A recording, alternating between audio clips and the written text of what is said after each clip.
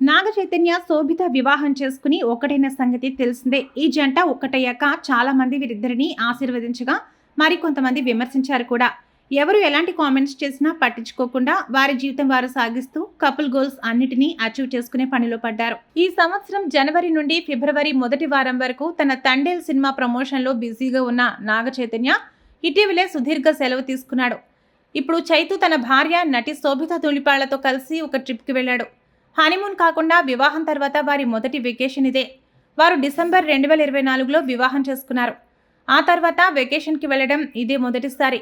ఇక శోభిత తన ఇన్స్టాగ్రామ్ ద్వారా వైబ్స్ పేరుతో ఈరోజు తన వెకేషన్ ట్రిప్ నుండి ఫోటోలను షేర్ చేసింది. ఆమ్స్టర్డామ్, మెక్సికోలోని అనేక రెస్టారెంట్లలో వారు డిన్నర్ మరియు డెజర్ట్ తింటున్నట్లు ఫోటోలలో కనిపిస్తోంది.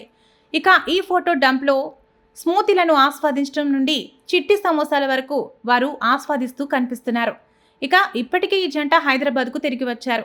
నాగ చైతన్య తన తదుపరి సినిమా గురించి నిర్ణయం తీసుకోవాల్సి ఉంది.